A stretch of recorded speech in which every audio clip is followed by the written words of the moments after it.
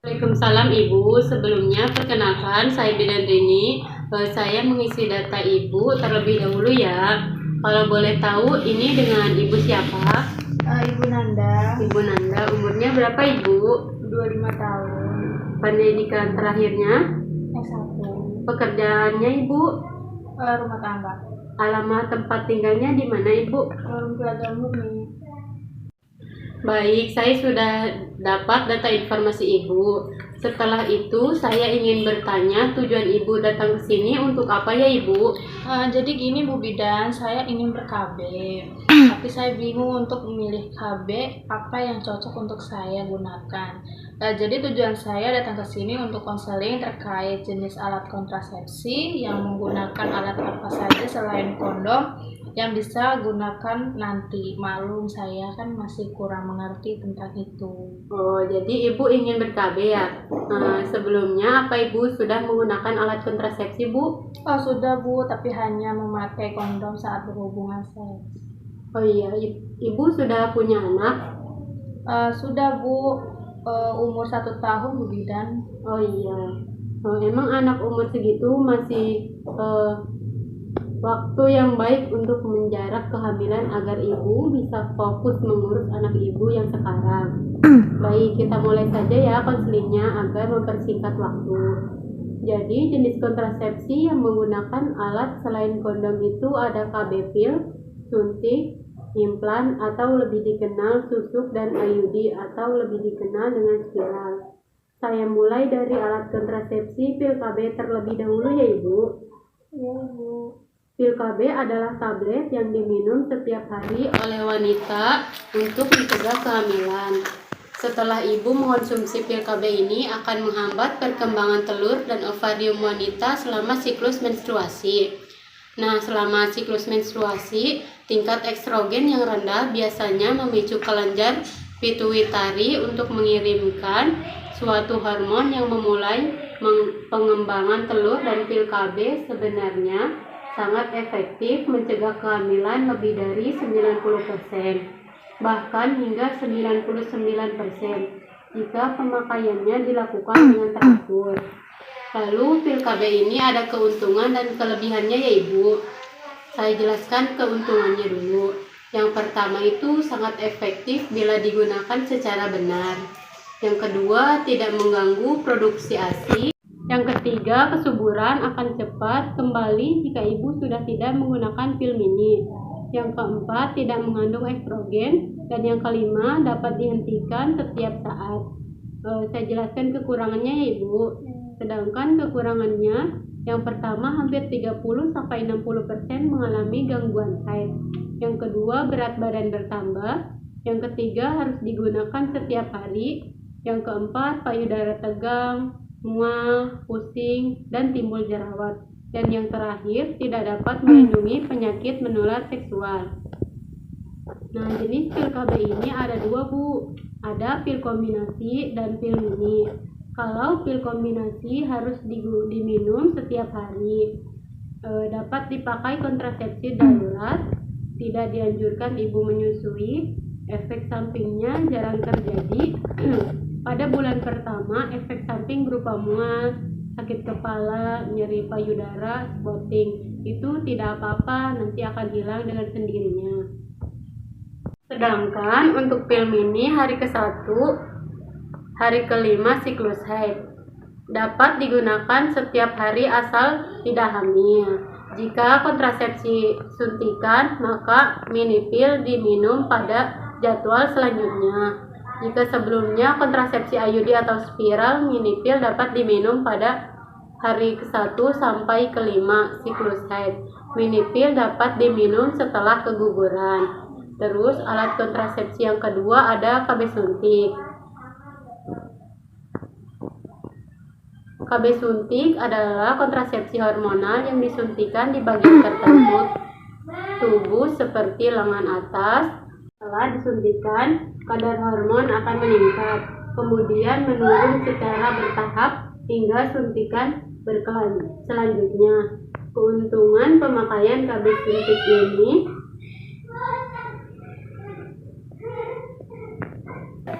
Keuntungan pemakaian KB suntik ini yang pertama sangat efektif pencegahan kehamilan jangka panjang.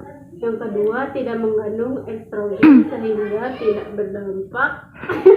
berdampak terdapat penyakit jantung dan gangguan darah. Yang ketiga membantu mencegah kanker endometrium. Yang keempat tidak berpengaruh produksi ASI. Dan kerugiannya yang pertama hampir 30-60% mengalami gangguan haid. Berat badan bertambah, tidak dapat melindungi penyakit menular seksual, terhambatnya kembali kesuburan setelah penghentian penggunaan, gangguan jangka panjang. Nah, jenis KB ini ada dua. Yang pertama suntik 2 bulan yang berisi depo medroksi progesteron asetat dan mengandung 150 DMPA yang diberikan tiap 3 bulan dengan cara. Jenis KB ini ada 3. Yang pertama suntik 2 bulan yang berisi depo medroksi progesteron asetat dan mengandung 150 DMPA yang diberikan tiap 3 bulan dengan cara disuntik IM.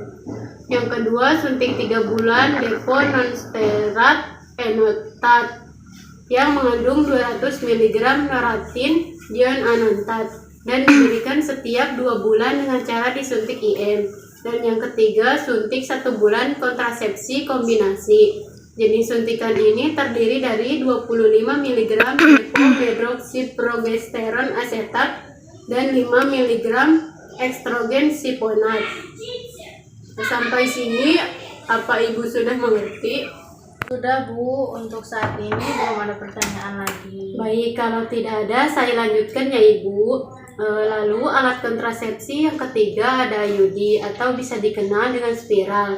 Adalah kontrasepsi jangka panjang atau alat kecil yang terdiri dari bahan plastik yang lentur lalu dimasukkan ke dalam rongga rahim dan harus diganti jika sudah digunakan periode tertentu. IUD akan bekerja untuk mencegah sperma dan ovum bertemu.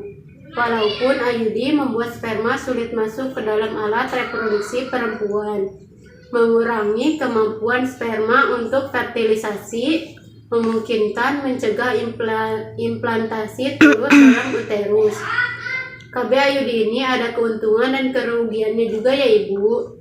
Keuntungannya yaitu pencegahan kehamilan jangka panjang sampai 10 tahun, dapat efektif segera setelah pemasangan, tidak mempengaruhi produksi ASI, dapat dipasang segera setelah melahirkan atau abortus.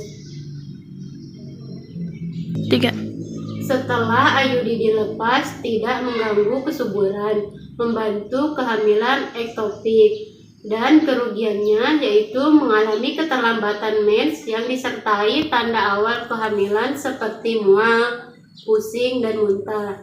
Terjadi pendarahan yang lebih banyak dari mens biasanya. Terdapat tanda-tanda infeksi, misalnya seperti keputihan, suhu badan meningkat, sakit di perut saat melakukan hubungan seksual, maka segeralah hubungi dokter. Nah, alat kontrasepsi yang terakhir ada implan atau bisa dikenal dengan susuk. Adalah metode kontrasepsi hormonal yang efektif dan dapat mencegah terjadinya kehamilan antara 3-5 tahun yang efektivitasnya 0,2 sampai 1 kehamilan rendah. Setelah pemasangan implan, lendir serviks akan mengental, mengganggu proses pembentukan endometrium sehingga sulit terjadi implantasi dan bisa menekan ovulasi. Keuntungannya yaitu mencegah kehamilan hingga 5 tahun, kesuburan kembali pulih setelah implan ini dilepas, tidak memerlukan pemeriksa dalam, tidak mengandung hormon estrogen, tidak memberikan masalah saat melakukan hubungan seksual, tidak mengganggu produksi ASI, bisa dilepas kapan saja.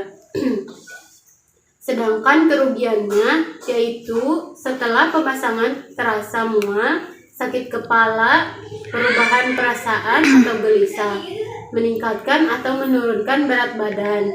Perlu dilakukan pembedahan kecil untuk pemasangan dan pelepasan. Tidak dianjurkan wanita yang punya kanker darah, kolesterol tinggi, pasien darah tinggi, penyakit kantung empedu, penyakit jantung, dan ibu siklus haidnya tidak teratur.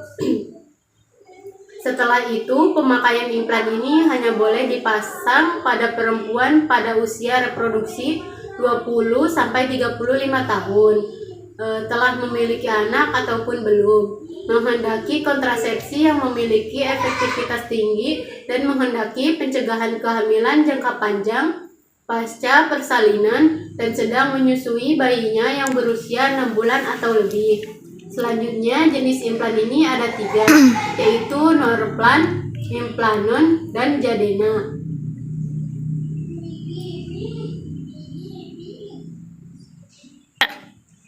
Norplan itu terdiri dari 6 batang silatis lembut berongga dengan panjang 3 atau 4 cm dengan diameter 2-4 mm yang diisi dengan 36 mg levonorgestrel dan lama kerjanya 5 tahun.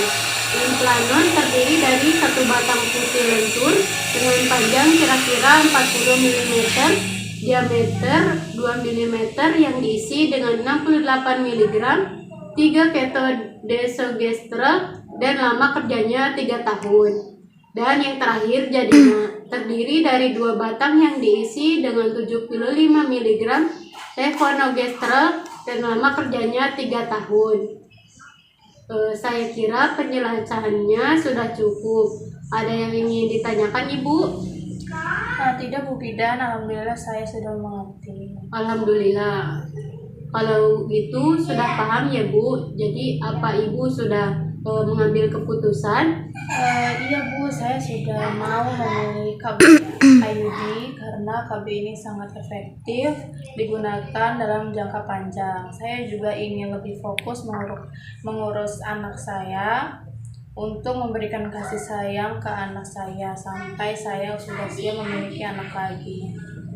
Wah, itu pilihan yang sangat tepat ya Ibu, karena Ibu benar-benar memikirkan kepentingan tumbuh kembang anak Ibu. Iya Bu Bidan, terima kasih ya Bu Bidan. Oh ya, ini untuk kunjungan ulangnya bagaimana? Nanti Ibu kalau sudah pemasangan, waktu kunjungannya bisa sebulan pasca pemasangan. Bila Ibu terlambat 1 minggu, bisa setiap 6 bulan berikutnya, serta terjadi perdarahan atau ada keluhan yang patologis, Ibu bisa datang ke sini lagi. Baik Ibu, untuk pemasangannya Ibu mau kapan ya? Nanti saja Bu, saya bicarakan dulu kepada suami saya. Boleh tidak saya pakai KB IUD ini? Baik, kalau begitu,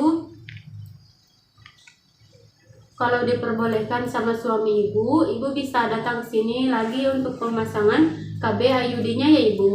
Iya Bu Bidan, terima kasih ya Bu Bidan untuk konselingnya. Konseling ini sangat bermanfaat bagi saya. Baik Ibu, sama-sama. Ya udah, kalau begitu saya pamit dulu ya Bu. Ya Ibu, hati-hati Ibu.